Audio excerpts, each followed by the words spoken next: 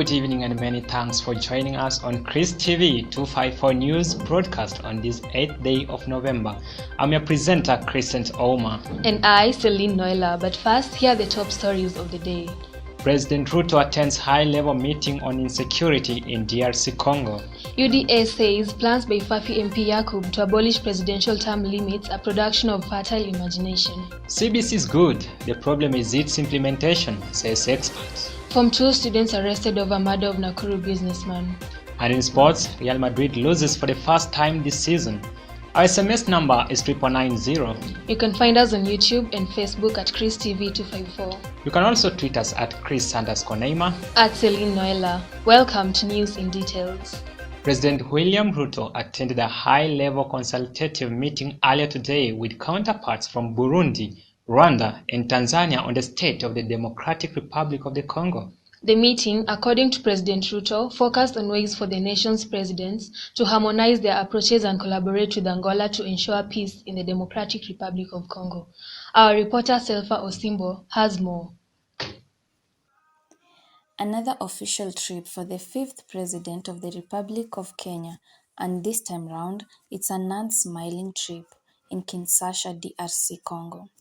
According to Dr. Ruto, insecurity in the Democratic Republic of Congo continues to deny the region opportunity to engage economically and prosper. Burundi's President General Evariste Ndayishimiye, Rwanda's Paul Kagame, Tanzania's Samia Suluhu, and DRC Prime Minister Lukonde Sama all attended the meeting. Will the 7 most powerful leaders in their respective countries reach a dreamt agreement of curbing insecurity and plant flourishing seed of Selfa Osimbo, Chris TV254, Kinshasa, DRC. Thanks, Selfa, for your report. Moving on, the United Democratic Alliance UDA has trashed claims that the party's allied MPs are planning to repeal the presidential 2-term limit. The President Ruto-led party dismissed claims by Fafi MP Salah Yakub as a product of the legislator's fertile imagination. In a statement on Twitter, and I read, remarks by Fafi MP Salah Yakub that there are plans to extend their term limits for the president are a product of a fertile imagination by the legislator. UDA distances itself from the utterances by the MP. The party also distanced itself from the MP's claims that a bill to extend the presidential time limit was being drafted. According to the MP, the contentious bill would seek to cap the presidential age limit at 75 years, replacing the current 2-term limit that went into effect ahead of the 1992 general election. At this point in time, we take our first commercial break, but before the break, remember that this Thursday, Chris TV254 Punchline will be hosting the most powerful student in Multimedia University, and this is President Mwasha. Also on the queue, at Disteras and Anne, the architects behind the high creativity at Ngipo TV. Have a look at some of their videos. We shall be right back.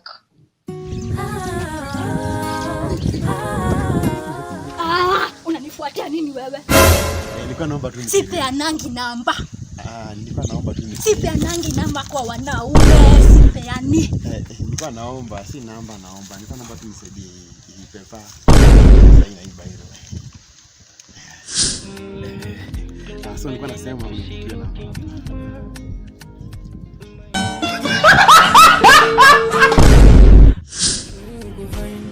Niko like you were mine. Slowly do the dirty wine. Nipe gazi sita resign. Tena kima wasema nicheke. Moyo ni mama niweke. And that's your party. Mimi nicheke cheke. Oh mama, I need cheesy shake. Hello babe. Hello, yapi? Sinikamu kwaki kuna baridi. Kuja sasa, kuja nuka nyumba. Kuja sasa. Hey.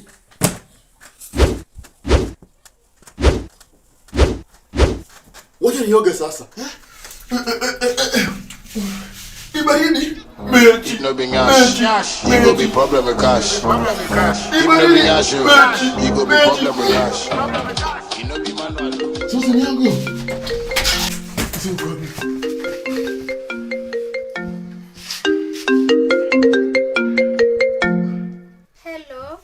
Hello.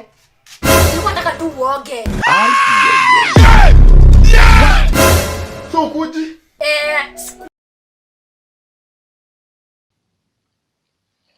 Thanks for staying with us. Now shifting to education matters. Education experts have criticized the government over how it has rolled out the competency-based curriculum (CBC), even as that task force continues to collect views from the public on the contested education system. The task force appointed by President William Ruto began visits across all 47 counties this month to collect views from the public and various stakeholders on how CBC should be improved. Our reporter Lena Musei has more. The government is still at the foot of a mountain to be climbed concerning CBC education system. Although some education experts think the shift from the 844 system to CBC is good, they have poked holes at curriculum's implementation. Led by former Migori Women Representative Dr. Pamela Odhiambo, the experts who appeared on Citizen TV's Daybreak program on Tuesday cited various shortcomings, among them lack of preparedness. Mala MP Kuria Kimani concurred with Odhiambo and picked an issue with what he termed as lack of adequate public participation before the new curriculum was introduced. Has CBC failed to click in Kenyan's education system, and if so, should it be disbanded? Lena Mose, Chris TV254, Nairobi. It indeed remains debatable. Moving on, police in Eldama Ravine in Baringo County have arrested 2 Form 2 students and a local suspected of killing a 24-year-old businessman last week. Koibatek Police Commander Joseph Ongaya said the businessman's body was thrown into FTC Dam on Thursday last week. Our reporter Vitalis Marubu has the story in details. School students once again on the wrong side of the law. This is after 2 Form 2 students being arrested by police in Eldama Ravine in Baringo County. The two, together with a local, are suspected of killing a 24-year-old businessman last week. One of the students, who was fleeing Nakuru in a matatu, was arrested by locals yesterday night and is being held at a central police station. Mr. Ongaya, the Koibatek police commander, said the deceased was in company of his friend who was left unconscious during the 1 p.m. attack at the deceased business premise in Nakuru County. Who is to blame for the rotting behaviors of our school children? Have parents neglected their parenting roles? Reporting for Chris TV, live from Nairobi County, I am Vitalis Marubu. That story from Vitalis takes us to another break. We shall be right back. Welcome to Chris TV 254, your best YouTube football channel. Here we analyze the brilliance of the goal. Kept going, Kevin De Bruyne, oh beauty! Stopped. Dennis Cheryshev, oh my word! The elasticity of the save. What a save by Fry! And a celebration that is just beyond description. We explain why football turns to World War III. He was waiting for any spillage on this. Is not good. Oh no, look at this. And handshake remains harsh. And it's finished. How legends cost their teams to win the Champions League for Chelsea. We also explain why Haaland, the goal machine, humbles, humiliates, and divides United. Get numbers back, Haaland! Leaving the scoreline being Kenya's independence year, 1963. We also explain why United fans can no longer hold their glasses and why comedy strikes sometimes our presenters. We also explain the type of the league you want to watch. This is the league we want to watch! And how the last kick of the game defines the trophy's destiny. Aguero! Staggering! Just...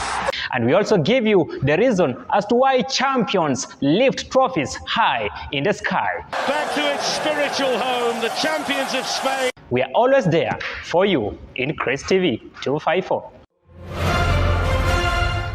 Welcome again, and now in the world of sports, the European defending champions and also Spanish giants Real Madrid suffered their first defeat in La Liga this season yesterday after losing by 3-2 to the home side Rayo Vallecano.